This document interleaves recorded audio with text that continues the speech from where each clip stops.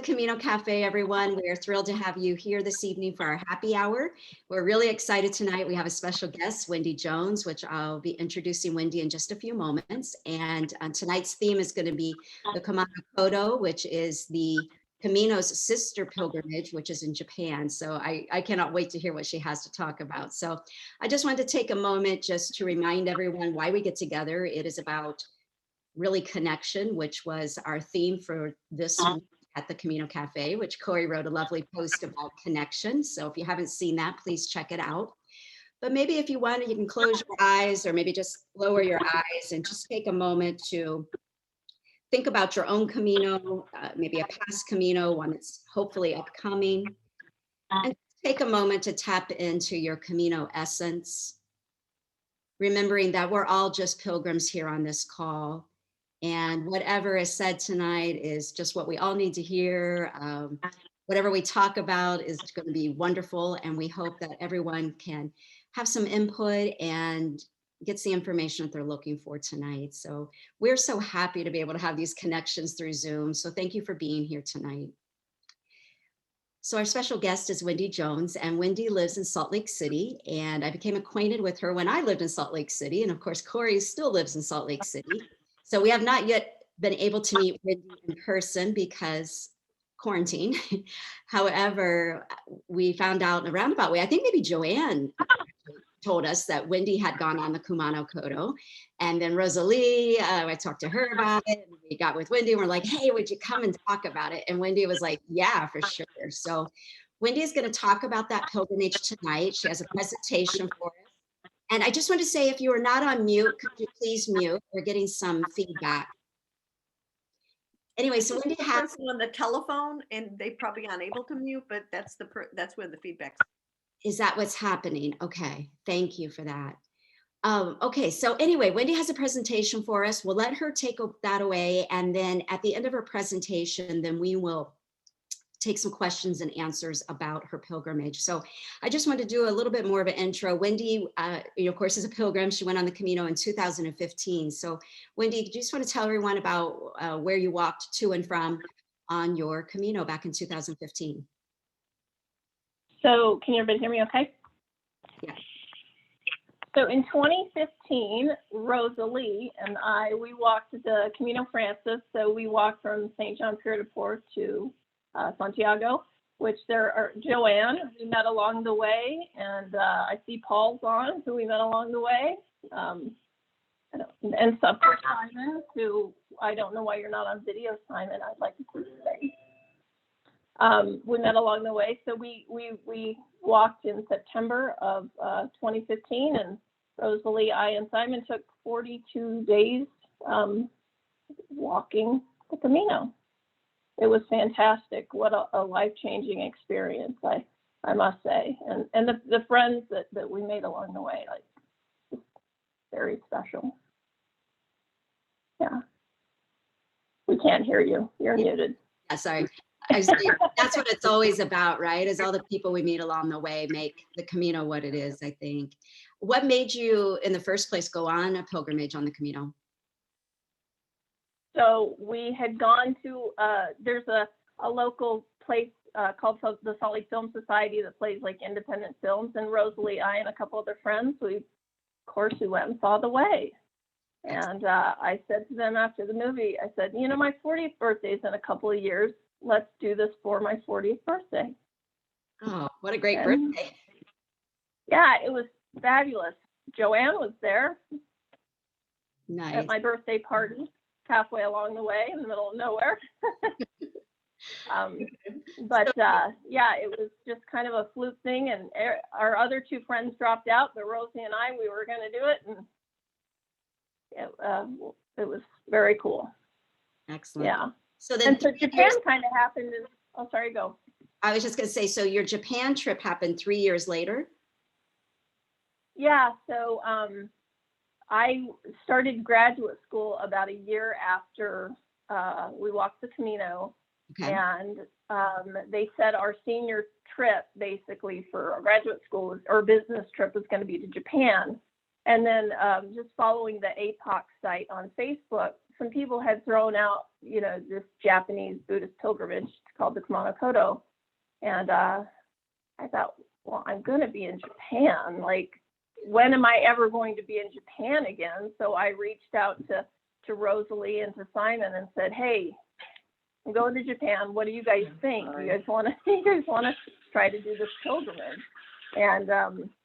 And Rosalie couldn't go, but Simon was game, and so we decided to bring our spouses, and then Tracy Pyros, who is one of the Salt Lake Japanese people. She said best when short. Or 1 second, Wendy. If you're not on mute, could you try to go on mute for us, please? Those are going to be the most famous words of 2021, right? Can you hear me? 2020. Can you hear me? And can you go on mute? Okay, yeah. So if you're not on mute, could you please go on mute for us? Okay, Wendy, sorry about that. I just said it now. Yeah, no worries. So we decided, I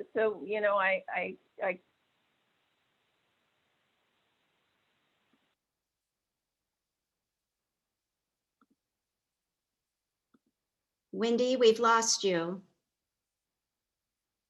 Corey, can you hear Wendy? No. Wendy, we've lost your sound.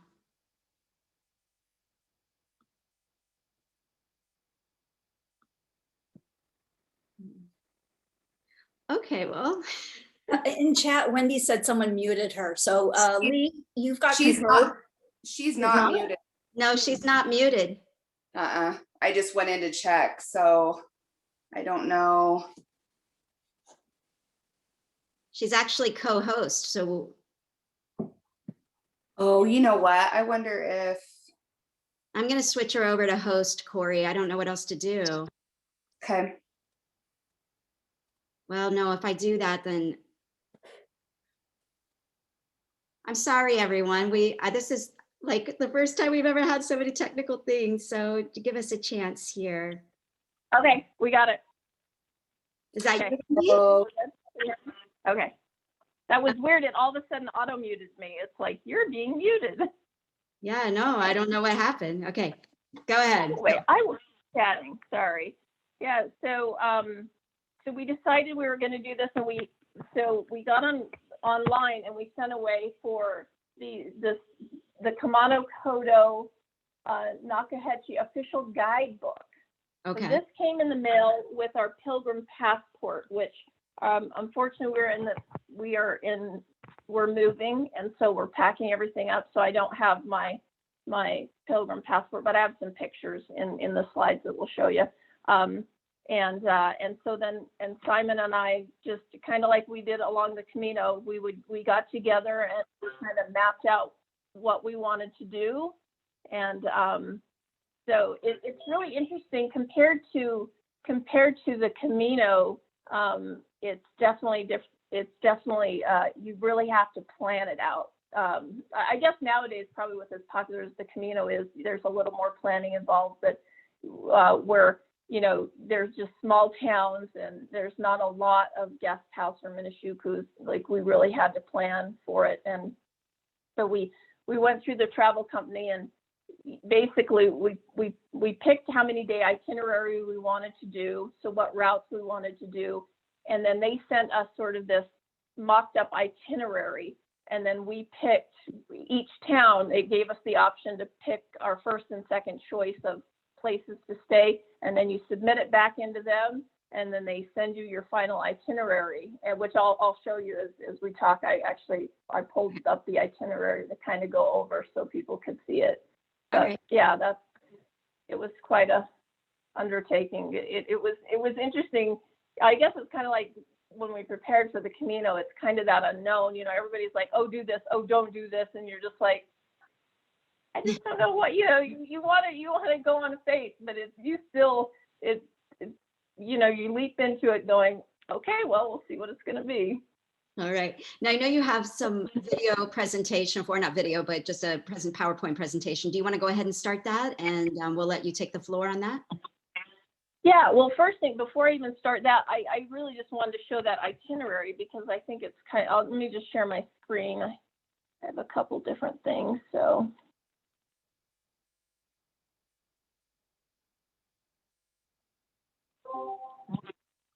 It keeps trying to auto mute me, so I'll keep trying to do this. Okay, so I'm going to share my screen. So this is basically, can you guys see it? Can you guys hear me? I see like an Excel spreadsheet. Is that what you're referring to? Yeah, so basically this is basically your guide. So when you send away and they send you your itinerary, this Excel spreadsheet is literally your itinerary. It says day 1, we're going Kurasato to Takahara. So we took the train from Shin Osaka, which Shin means heart in Japanese, to Kitanabe. It basically lays the whole thing out. So the very first day, it gives us a map of where we're going out of our whole trek. So basically, we did this route. So we started in Takajiri. So basically, we trained to Kitanabe, took a bus to Takajiri Oji, and then we walked to Takahara. And it lays out every piece of this whole thing along the way. So each day, a little piece is highlighted. And it tells you, like, this Excel's kind of funny because it's like, you will find a wooden box with a payphone. You need to call, it's just like, we just sort of went with it. And, it picks up your lunch at the lodge. And it tells you what you need to do for the day. And there's little links that, as we were preparing, that we could go to that would give us little guidance. Wendy, can I jump in? How many miles overall was this pilgrimage? I never added it up. I guess this all has kilometers. I could probably add the whole thing up. But it's really interesting because like some mornings you have to take a bus to your starting point to the trailhead. And and some places they had to stop and pick us up in the evenings. And it was kind of a fun adventure of planes, trains, and automobiles, I thought, along the way. Is it similar to the Frances? Like, are you doing, 600 miles? You're doing 100? Like, what can you give us something to kind of compare? We walked. How many days did we end? I think we ended up walking like 11 days. Simon, Eric, if you guys want to pipe in, feel free. We ended up walking 11 days, and each day was a little bit different. I think our day to Koyasan was the biggest day. So we did the Sanzan, which is the 3, let me just get into my PowerPoint and I'll kind of go over that. But I'll add up the mileage. It's nothing like the Camino. I think Eric, Simon, do either of you know how many miles we did or kilometers? That's probably more you, Simon. Like you said, it was 11 days, and I was just looking it up because I can't remember, but I thought it was just shy of 100 miles, maybe just over 100 miles, but I could be wrong. Let me look it up a little bit. Okay. Okay, thanks, sweetie. Thank you. That's my husband, Eric. Everybody. We always love to meet spouses, so welcome, Eric.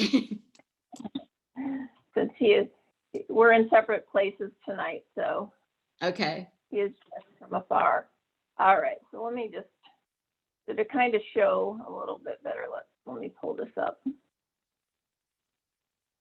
So these are the different routes. So we trained down to Kitanabe, so that's kind of the main train station, and the Kumano Kodo tourism office is there in Kitanabe. And then we took a bus just a little bit up here, and then the first route, I want to go back, is the Nachi, okay, heavens, I'm going forward and I want to go back. The Nakahechi Trail. So this basically gets you to the first of the 3 main shrines. So then the Camino Sanzan is basically, there's these red Tory gates here. So this sort of triangle is what they consider the Sanzan. So you go from Hongu Taisha to Hayatama Taisha to Nachi Taisha. And we did the traditional river variant. So this section along here was actually a really good boat ride. And I actually will share some video here in a minute. So, and then once we finished, then we hiked the Kohechi. So we hiked from here up to Koidasan. So Koidasan is Japan's largest cemetery, and it is one of.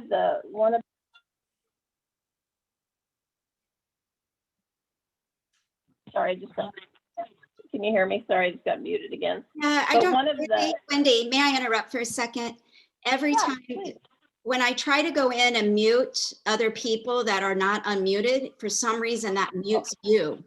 So Okay, well, no big deal. everyone, I'm please asking for everybody to mute themselves because I cannot mute you right now. I don't know why. Because when I do, we're muting Wendy. So could everyone please put yourselves on mute? Unless you have a better story than I do, and then hop right in.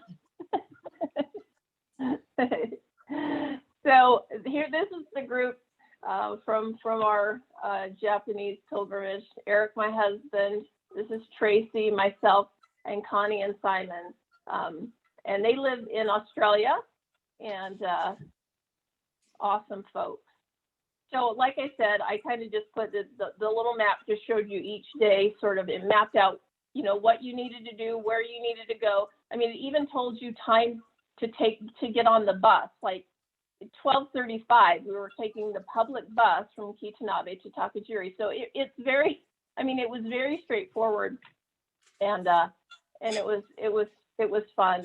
I put this little video on because we had one day of 9 straight hours of rain, and so Eric took a video.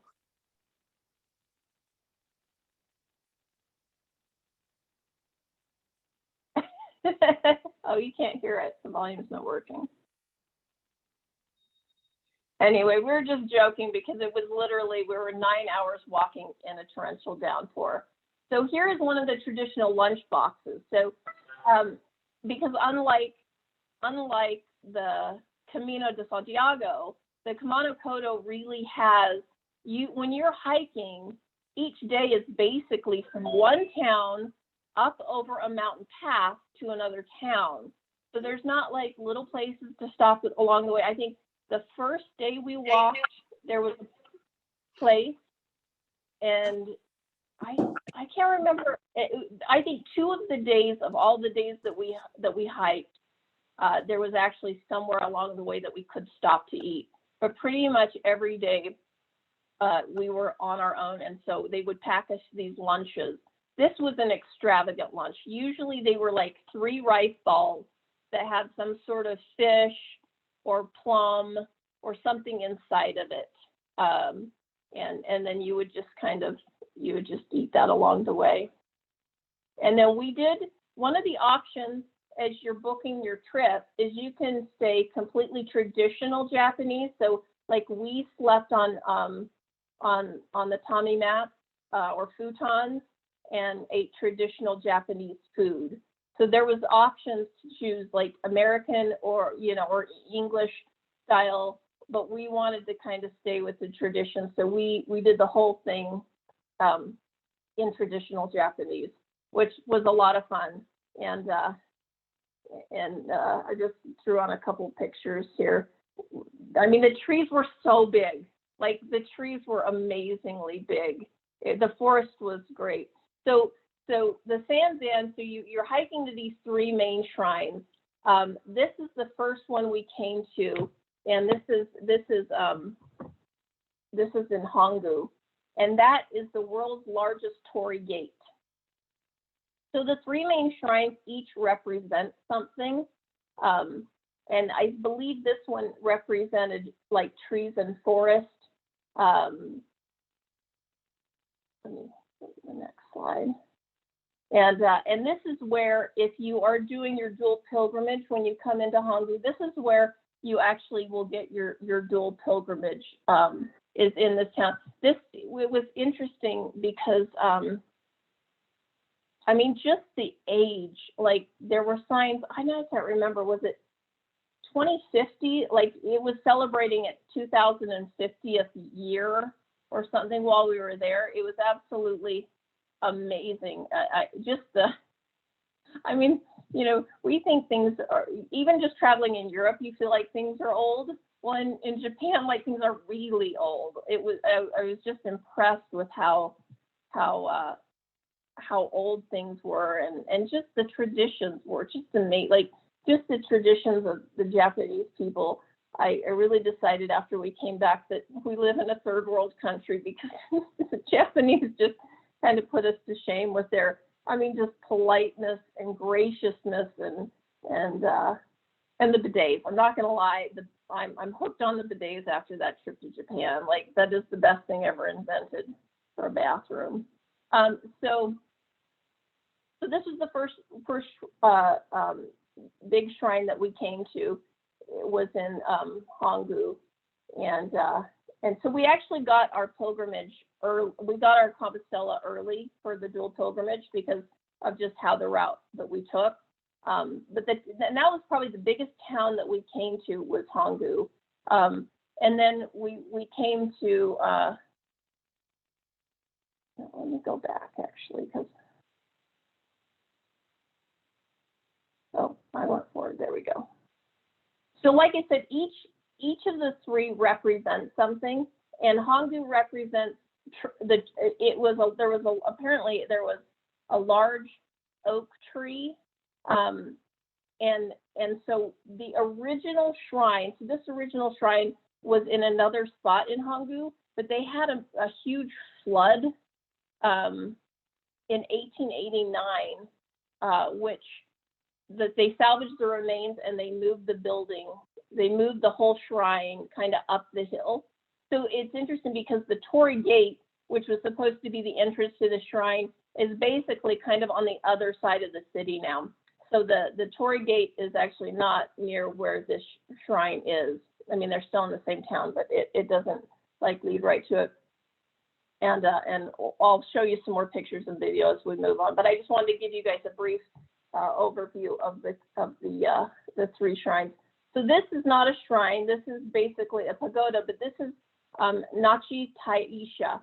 So they worship the waterfall. So that waterfall in the background is Japan's largest waterfall, and so this area is sacred for water. Now they all apparently hold like deities and stuff. You can research more into it. It's amazing, the history. But so they worship the waterfall is basically the symbolism for this area. But this pagoda is just gorgeous and amazing. But this is the shrine here, and literally right next to it. So there's a Buddha shrine and a Shinto shrine. They're very close to each other because I believe it was near the time, and I tried to read up on this stuff because it's been so long. You think you'll remember all these little things that you read about when you do one of these trips as you study for it, and then you get, a year or two later and you're like, yeah, sure. I don't really remember that.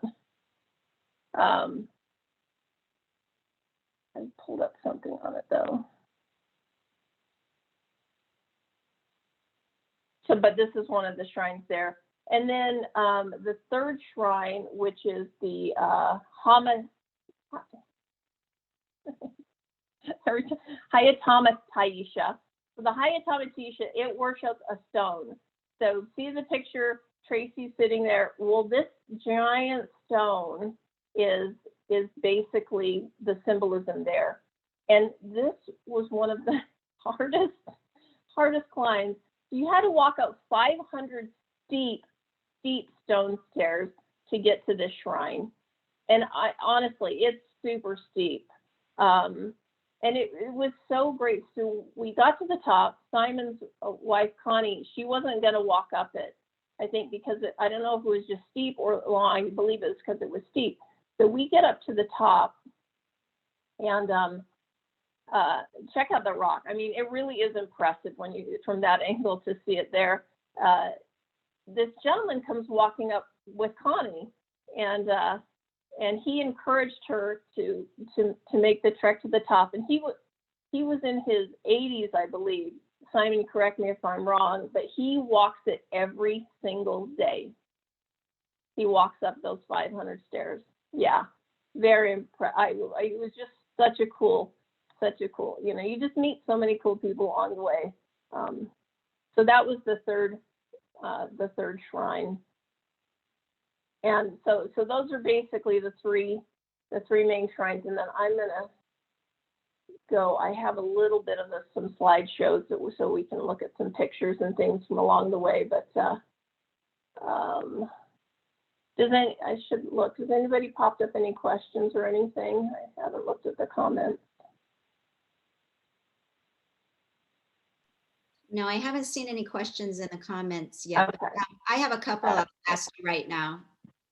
Yeah, go ahead while I'm changing Yeah, this over. Go ahead. Slides. I'm just wondering, how would you compare the challenge of the walking compared to what you did on the Frances? I consider the Camino a walk. I consider the Kumano Kodo a hike. Okay, because of Yeah. steepness or? Yeah, I mean, every day you're pretty much going up a mountain and coming down a mountain. Okay, okay. Yeah. And then as far as accommodations, I don't know if you're going to be speaking to accommodations, but how would you compare the accommodations to what you stayed in along the Camino?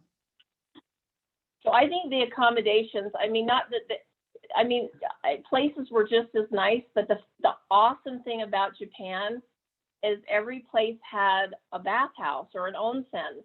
So every night when you finish walking, you get to soak in an awesome bath. Well, that sounds glorious. Oh, it was like, I keep joking with Eric. I'm like, one day I want to start an albergue in Spain, but I want it to be Japanese style because I want it to have an onsen. I mean, that was like, and I'm a bather, so it was, to me, it was just luxurious to be able to, at the end of the day, you know, to go. And it's interesting, so the Japanese bath, so let me get, if nobody knows what they are, I'm sure some people do. Let me jump in, Basically, Windi, let me jump in for just a second. go ahead. We just have a blank screen right now because of sharing the screen. Oh, So okay. would you prefer to continue with? I'm going to stop sharing for a second I'll stop sharing for a second while I get my next thing ready. We're starting to get a lot of Yeah. questions in, so we'll stop the presentation. We'll ask these questions and then we'll go back to that. Does that work? Sure. All right, go ahead. I'm sorry. You were talking about if you had your way, Oh. you could albergue there.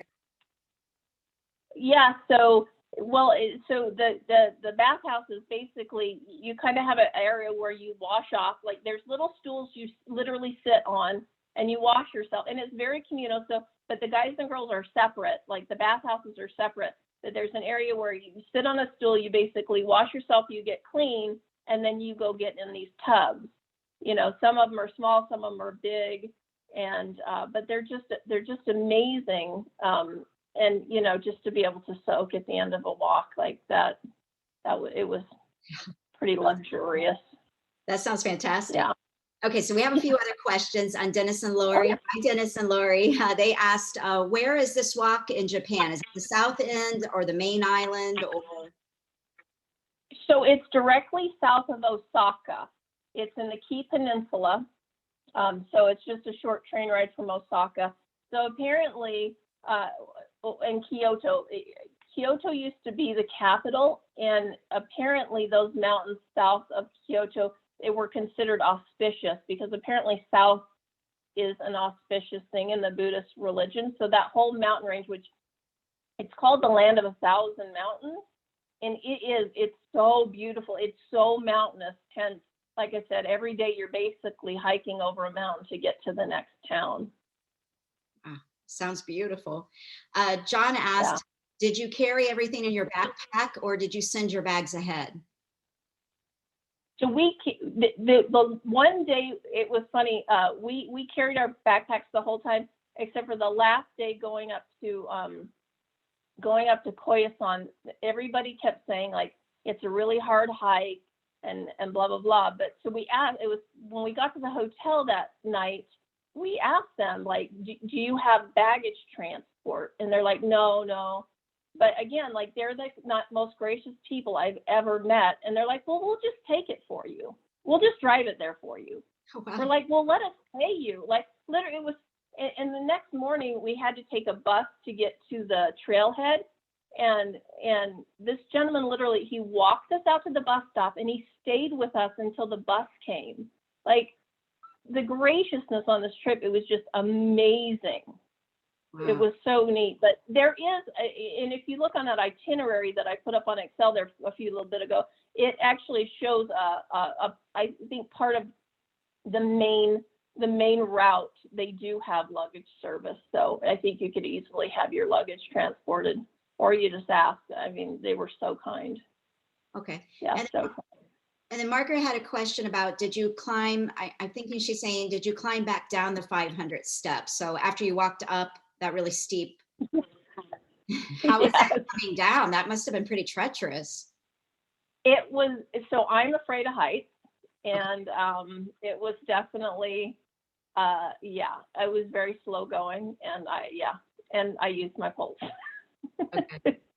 That's what I was wondering. So you had your poles, and for this particular, everybody's always asking about shoe wear on the Camino, and we go from just regular gym shoes or whatever to boots on the Camino. But did you feel that you needed to have hiking boots for the Kumano? I wore hiking boots that had a little bit more ankle support, and Okay. I'm so glad I did, because there were some super steep spots that I was very thankful to have a little bit more ankle support. Yeah, and they were waterproof as well. Which the day that it literally rained for 9 hours of our hike. So nothing, everything, and it was so humid. Literally everything in my fanny pack, and we had to take everything out just to dry because it was moist. Everything was just moist. Well, I was sitting here after having lived in Salt Lake City and knowing how challenging the hiking is in Salt Lake City. It's saying a lot that you're saying that this was more like a hike than it was a walk. So I just want to kind of point that out to people that Windi's comparisons probably from being in Salt Lake City, that's, you're talking a lot of elevated hiking. And so like in comparison to Salt Lake City hikes, so was this around? Oh yeah. Okay. Yeah. Yeah. And then, it was, sorry, go. Oh, go ahead. Oh no, you go ahead. You're good. Paul Gordon had a question. He said, what was the overall day-to-day cost like?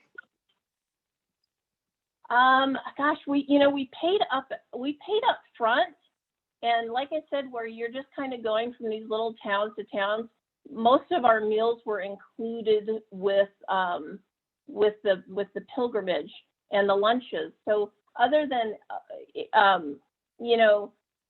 kind of like on the Camino at the end of the day, usually had wine, we had ice cream. Soft serve is super popular in Japan, and that was like our treat at the end of every day's walk, is we got soft serve ice cream. Nice. Okay, that's all the questions that are currently in the chat. So Corey, did you have any questions before she heads back to her presentation? No, actually people asked a couple of those. I was wondering a couple of those same questions. So that was good, but it's amazing to see all of your pictures so far. I love all of it. It just intrigues me, and I would love to go sometime. So thank you. All right, You're welcome. We'll have Windi go back to her presentation, and then we will open up for questions near the end of the call. So we have about 20 more minutes, Windi. Oh, excellent. I don't know if I have 20 more minutes of info, but like I said, You don't have to fill it, but you have it. If you had our Mac computer kind of had a moment, if you will, and so I was rushing to download pictures off of my husband's phone and my phone to get them ready for this evening. So give me one moment to pull up my slide. No problem. And if you do have questions, if people want to put them in the chat, I'm happy to ask them, or you can unmute yourselves when we come to the Q&A session at the end. And Simon and Eric, if you guys have anything you want to add, please feel free to talk.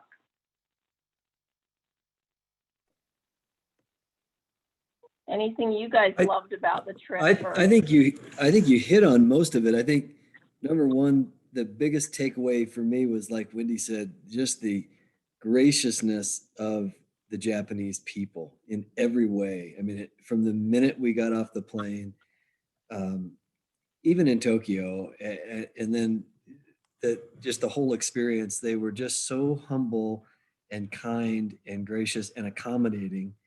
And it's, Paul, to your earlier question, and I think this was, to me, this was the biggest difference between Japan and Spain, was there's literally nothing to spend your money on during the day in Japan, because you're walking all day without seeing any civilization at all, for the most part. And, so in contrast to having villages or towns that you're walking through, most of these, like Windi said, were mountain passes, and you'd have 2 or 3 mountain passes a day with really with nothing in between that. So I just saw the question in the chat about is there a final destination?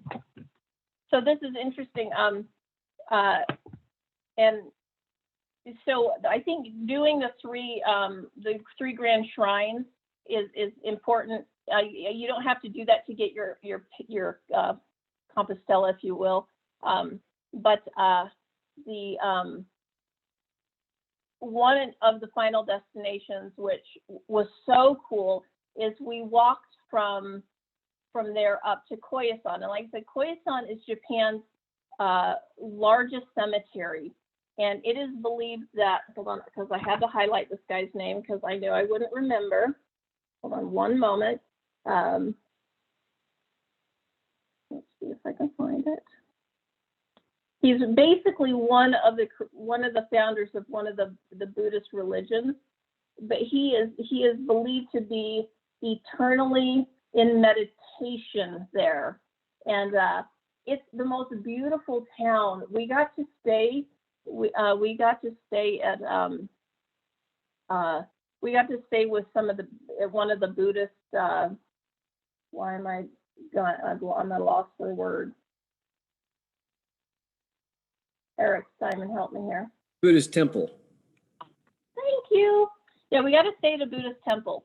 So apparently, and it was so cool. And they fed us, and that whole town, there was something really magical about Koyasan. It was a great place as a final destination.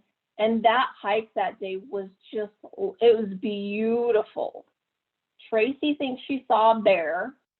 I don't know, Eric. Eric thinks he seconded her on that. Simon and I didn't see it, so I don't know if there really was a bear.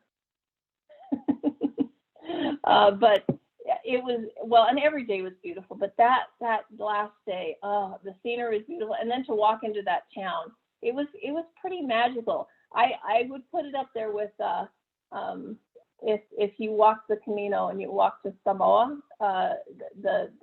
the town with the monastery. Anyway, I just thought it was very, very cool. Windi, you mentioned that there's one place you go to where you earn the Compostela. Which place was that? What temple is that? So that's Hongu. So Hongu, that's the shrine to the trees. That's where the world's largest Tory gate is. So that's kind of it really, out of all the towns we went to, that was probably the biggest town down in that area. And it was very cool because, so we stayed in a town called Yunomi Onsen. And Yunomi Onsen is basically the onsen. So an onsen is basically is considered, it's a hot springs, but it has to have certain minerals to be considered an onsen. Mm-hmm. And Yunomi is on the UNESCO World Heritage, it's a World Heritage onsen. And Eric got up super early the second morning we were there so he could soak in it. And it's funny, it's like you go to a vending machine and you get a ticket with a number and you wait for your turn, and then you get your 30-minute soak. And as soon as these pictures I get pulled up, we'll go through it. I'm having a moment. Yeah, it's such a cool town. And they actually, that in the middle of the town, the hot springs run through the middle of the town, and the town folks come out and they cook in it. So you'll see people cooking eggs, and they cook all sorts of stuff in these hot springs right in the center of town. It was probably one of the coolest towns I've been to. Great. I thought it was really neat. So we walked into that town, and then we had to take a bus, and then we walked into Hongu to get our Compostela basically, and then we bused back to Onsen, and we stayed there that night again before we went on. So we kind of got a full day, and it's a tiny little town, really tiny. I mean, it really that main street with the hot springs where people are cooking, like that's the draw. But people come from everywhere for the hot springs, and the little place we were staying there had wonderful hot springs. Like there was like cold water coming in. It was so hot. The water was so hot there, but that was the end of our 9-hour hike in the rain. And so it was so nice to have that after. We were getting a little chilly by the end.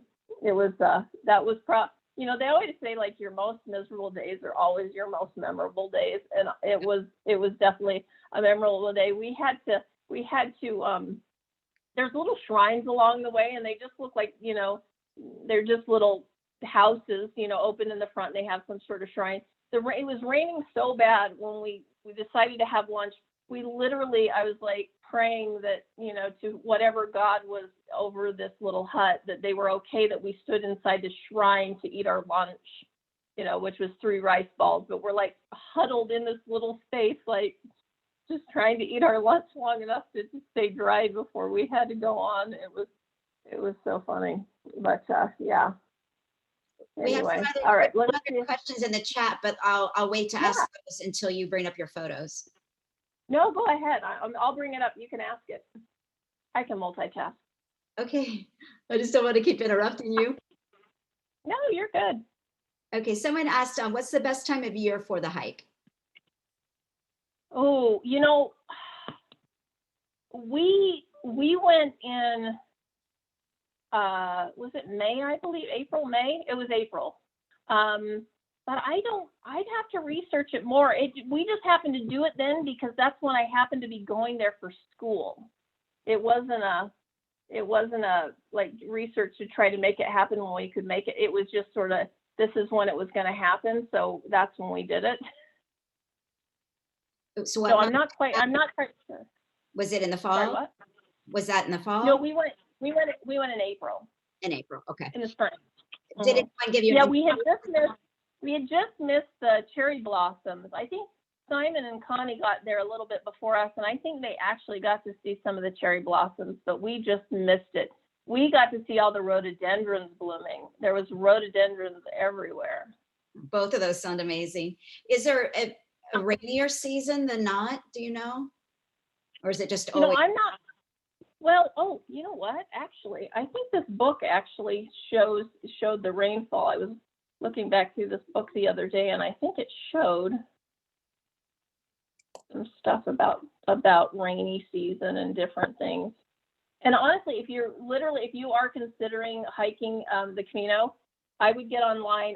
I can't remember how much it was like. I think I ended up paying like $10-15, but this Kumano Kodo guidebook, it really it was great. And they send you your passport as well, so then when you decide to do it, you have it. But it kind of goes over like getting your dual pilgrimage and different itineraries. So like inside here, there's like different itineraries you can choose. It was really good to help us plan. Oh, here's the rainy thing. I thought I saw it. It talks about, just the bus, money, daylight, sunset. Oh yeah, here we go. So it looks like the least rainiest time of the year in Tanabe is January, February, August, September, November, and December. July is their rainiest time of year. Okay. And where did you get that? July. Where did you? So I got it from the Kumano Kodo. It's www.kumano tb-kumano.jp off their website. Okay, I can type that in. I Yeah. can type it in the chat when we're done. That'd be wonderful. Thank you. Yeah, but it was a good starting point, because it kind of like the Camino. It's like, how do I start planning this? Where do we go? Well, Helen brought up All right. a really good question. And hi, Helen. It was good to see you tonight. And I saw your question about yoga, which I'll get back to that at the end of call. But Helen asked, this sounds a bit like the European Peace Walk, which Helen has done, which is definitely more like a hike. Since it sounded like it was organized, did you end up walking with the same group of people every day? It was just us. There was nobody else. It was literally just the 5 of us. You mean like you were the only people on the trail that day, or it just so happened? So our first day, we saw a couple other hikers. The most people we saw was coming into Honggu. That was probably the most hikers we had seen, and it's a very established trail. But most of the hike, we didn't see very many people. I mean, there were probably 3 or 4 days, and it was just us. Like, there was nobody out there. Wow. It was funny though. Our last day, we ran into this guy running. He was running the trail basically, and he had a loaded jaw hat on, which is basically a race from Logan, Utah to Jackson, Wyoming. And Eric and I do that as a relay, and we start chatting with him, and he's like, "Oh yeah, my sister's a doc at primaries in Salt Lake City," and it's just funny. Like, it's such a small world, no matter where you go. It's just funny. Did you find that because of that isolation, would you recommend that somebody always walk with a partner or a small group, or would you have felt safe going by yourself? I honestly think it'd probably be good to hike with somebody else, just in case, somebody slipped or fell, just for safety. I don't feel like safety as far as, getting mugged or something like that, but just for safety, and like some of those trails are fairly treacherous, just in case you fell to have somebody, Right. That's a good tip. And the other good tip for this too is Google Translate. For the most part, people had pretty good English. I mean, you could communicate okay, but the Google Translate on my phone, we had to call one of the places we were staying because it said if you're going to be later than 5, like they wanted to know because of dinner, and we really thought we were going to be late that for, I think it was our second day out, and we came to this. It was I think it was like a bus stop. It was a rest stop that they had ice cream. So of course we got ice cream. But I was calling ahead to the place, and my limited Japanese, I finally had to get on Google Translate, just play it over the phone, and it worked out great. But Nice. The Google Translate definitely helped out. And but a handful of Japanese is really good ammunition to have in your pocket. So Great. yeah. All right. Time is flying by. Wendy, we have about 5 more minutes. So if you want to show us it's just a 3-minute little slideshow. And I'll just kind of play. So this is and I'll just kind of talk while it plays. Okay. Just because I don't know how to deal with Windows and slideshow. Okay. So I can't just go slide to slide. I'll just stop it along the way. But this is us getting off the train in Kitanabe. And of course it doesn't want to play now. Oh, so that's, hey, heavens, I want to go back. See if it'll let me.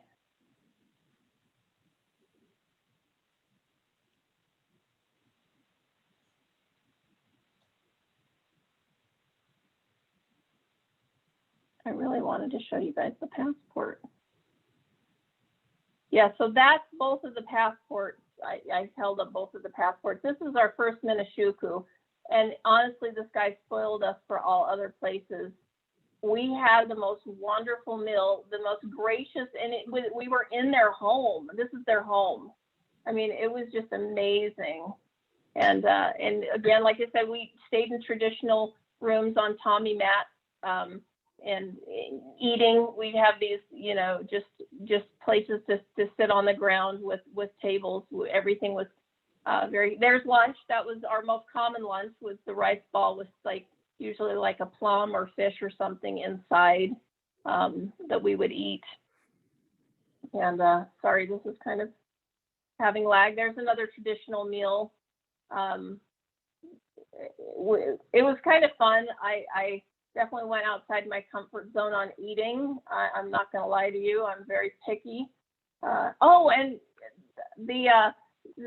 that jacket I'm wearing, the yataka. So this is another awesome thing about Japan, because every time you would get in, everywhere you stayed, like you really didn't need to take anything, because they had toothbrushes, they had everything. But these yatakas were basically like a robe. So you get in and shower, you wouldn't even need an extra change of clothes. You just wore the yataka to dinner and for the evening. It was fantastic. Every place provided them for you. And the slipper thing was funny, because you would go into, you would get the entrance, you would take your shoes off, and you would put a pair of slippers on. And then when you were in the house, you would wear the slippers. But if you came to the bathroom, you had to put on the bathroom slippers. So you left your slippers, put on the bathroom slippers to go into the bathroom. And then when you're coming out of the bathroom, you take off the bathroom slippers, put on the house slippers, and then go walking through the house. It was so fantastic. It was so fun, their tradition. Like I loved everything about Japan. No, it sounds It amazing. was just, I don't know why this is having it's not letting me even control it to play. I There think we go. Helen, Yeah, so there's, sorry. I would say Helen asked another question, a really good one about, was it easy to get lost, you know, or is the trail well marked? So and I'll show you some trail signs here in a second, but the trails are very well marked, but we still did get off trail one day. But for the most part, yes, it's very well marked. Yeah. Oh, great. So that picture, so that shows, that's the Pilgrim Passport. So you stamp it along the way. So there's little huts. Let me see if I can just slide this forward and get to some pictures. I don't know why I apologize. So that's us at our first Minishuku. Come on. Keep going. Sorry, it is not letting me drive this thing. Will it not let you play? No, it's not. Let's see, here we go, maybe.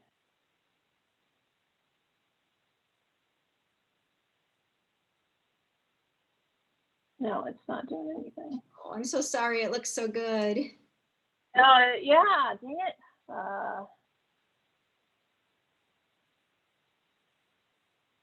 If anyone But has questions, please feel free to put them in the chat, and in just a couple of minutes, we'll open it up for everybody to go off mute if you want to ask her directly. Here we go. Okay, I think we're good now. Let me try this. Let's see if it'll let me go. Maybe. I was just going to try to go out and just show you guys pictures. Oh, and then so we did the traditional boat ride, and I don't know if you can hear this. Well, I'm going to try and play this. We'll see if this one will play. So this, can you guys hear it? I doubt you can. No. So this lady is playing the flute, and there were eagles everywhere. So we're on this traditional boat ride, and these eagles are just flying over this river, and this lady is playing a flute while we're just floating down this river. Wow. It was so cool. It was really neat. But that's part of the one of the routes is you can do the traditional boat ride. Oh, look, it started playing. I don't know why, that just won't keep playing. Come on.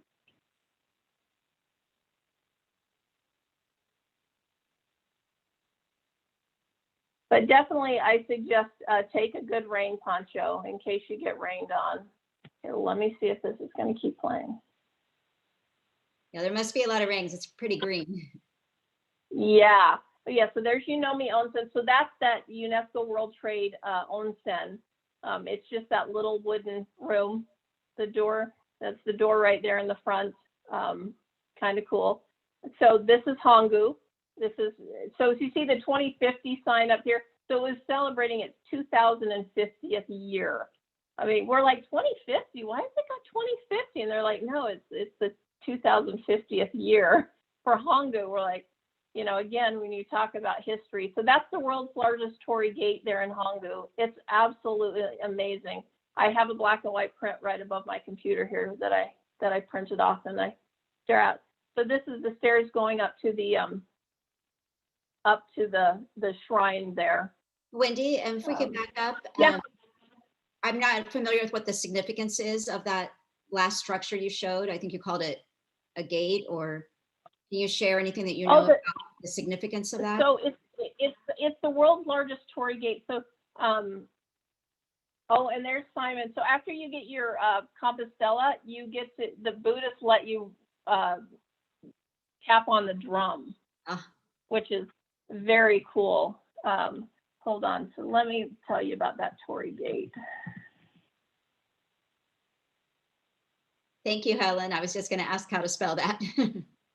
How to spell Tory? Yeah, Helen put it in for us. It's Torii. So they're basically gates that are they're entrance into shrines. So literally, when you come to a Tory gate, you should always bow before you enter. Okay. So there's really cool. And so that was one of the things. And the other thing, when you would come to these things, there would be these. You have to wash your hands, and you have to wash them in a certain manner. Like you take the cup. It's usually a cup on a long stick, and you pick up the cup with the stick. You wash one hand, then you switch hands. You wash the other hand, and then you rinse the cup off. Anyway, it's like I said, it's been a minute, but like there's so much tradition with everything you do. There's a certain way you ring the bell when you come up to the shrine. And then you clap, like you ring, and then you have to clap. And it's so sad, like I should know how to do this, but it's been a couple of years. But there's so much tradition in it. It's so, I loved that about it. But the Torii gates basically are usually entrance into shrines. That's what their symbolism is. Great. If you ever get to Japan and go to Kyoto, there's an amazing, I can't remember the name of it, but all these Torii gates are for the dead, and there's got to be hundreds. You walk all over, and there's these orange Torii gates. It's a really cool place. But like that one there in Hongu and that's why I said it's not near where the shrine is now because of the flood. So it's kind of on the other side of the town, because they had to actually move it. Okay. So yeah, we'll let that keep playing. So Wendy, we're about 5 after now, so we're gonna have to start wrapping up. Okay. Do you want to let that play? say like whatever last things you want to mention, and then we'll see if there are any other questions after that? I could talk for days about this, but what's your top? If you wanted to encourage people to go, what's the very top reason you would say they should go on this pilgrimage? What's the what? I'm sorry. The top reason they should go on this pilgrimage. What would you say? For the beautifulness of Japan and to the graciousness of Japan. I honestly, it's absolutely stunning views, but the people were so gracious. Like their country, it's just amazing. Yeah. Oh, yeah. And the bidets. If you like a bidet, and if you don't like a bidet, you'll learn to like a bidet.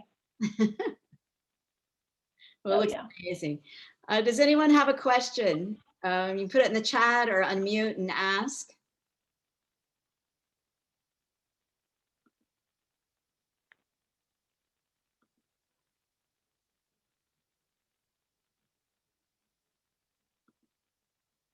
Or a comment. Say something. Now, Simon's saying fewer people, that it's very different than the Camino. Definitely. Oh, and alcohol vending machines. Like that's how trusted the people they are. They have alcohol vending machines, and that, you know, like kids don't use it. Yeah. So there's one of the paths. So I mean, it just a lot of the days it's just all uphill as you're on, you know, wood stair, you know, tree root stairs, and then you're all downhill into the town. You always joked on the Camino, you know you were coming into a town because you were walking downhill. Yeah, That's very much the same on the KK. Like, you know you're heading back into a town when you finally start going downhill. So I think it was the Hangu, that's the one you earned the double Compostela.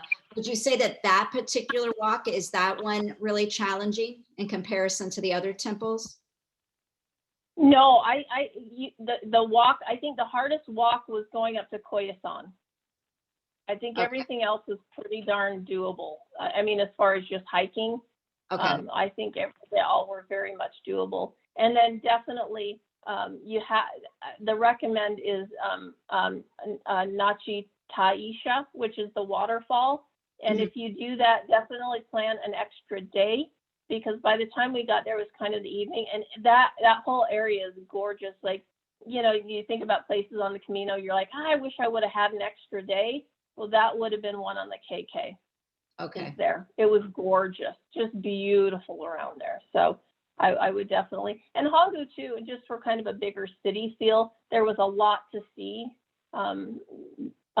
just as far as that. But for beauty, I think the Nachi Taisha, the waterfall was just amazing. And then Khoisan, the other thing I would recommend, and we didn't get a chance to do, but people recommended it to us, and I wish I would have done it, is they do a night tour of the cemetery, and apparently it's pretty amazing. Wow. And that cemetery is amazing. It's huge. It's really very, very cool. Yeah. Well, Wendy, Yeah. let's have you quit sharing your screen so everybody can see you. Yeah. And if everybody wants to unmute, and let's thank Wendy for coming tonight and doing this for us. I know she's probably got a super busy schedule, and it was just so kind of you, Wendy, to put together all the things that you did and to share with us a pilgrimage that, you know, very few of us are familiar with at all. But I think if there's anything this pandemic has shown us, is it's kind of opened our minds to maybe trying some new things when the world reopens. And so we were very excited about having you come and talk about this. So if everybody wants to unmute and thank Wendy, and that was Thanks, Windi. great. It was good to see you. Thank you, Wendy. Thank you. Yeah, Thank thank you very Wendy. much. Thanks for Thanks, your you guys. time. Thank you, You're Wendy. Thank you. You're Oh, welcome. now Simon. Now we get to see Simon. Simon. You're welcome back anytime, Wendy, to talk about this pilgrimage or your Camino. And I know we have quite a few people on tonight that haven't been to any of the Camino Cafe events. So I just encourage you, if you want to put your email in the chat, we can add you to our event email that goes out once a month about upcoming events. But we have this happy hour every month. And next month we have author Meg Maloney will be here to talk about her book, Slow Your Roll. And then the next month we will have the happy hour with Yosmar, who will be talking about her cookbook, Tastes of the Camino. So we also have Spanish lessons, we have yoga lessons, and am I forgetting anything, Corey? When do we have Beth on? Do we have her on this month? Oh, Beth Giazino, yes, thank you. Beth will be at our book club, which is on Wednesday, the 24th, and she'll be talking about her book, which is actually a book that has really convinced a lot of people to go on the Camino. So she's a great speaker. So that is Walking to the End of the World, 1,000 Miles on the Camino. So we've gone way over, and I apologize. We had some technical difficulties in the beginning. So thank you for sticking with us, everyone. If you have any questions, you have my email. And thank you. We hope to see you back here at the Camino Cafe at one of our future events. And we are thrilled to have this connection with all the Caminos around the world. This has just been a special treat during this pandemic. So please keep coming back until we can all meet again, actually on the Camino. So thank you. If you have any questions, Corey and I will stay on here for a few more minutes. But if you need to go, we totally understand. So thank you for coming tonight. And Wendy, thank you so much. Thanks for having me. I appreciate it. Oh, It's our pleasure. Our pleasure. Sorry. To everyone. It was Oh, don't worry. No worries. This is casual. We know how it is. To see you, Windi.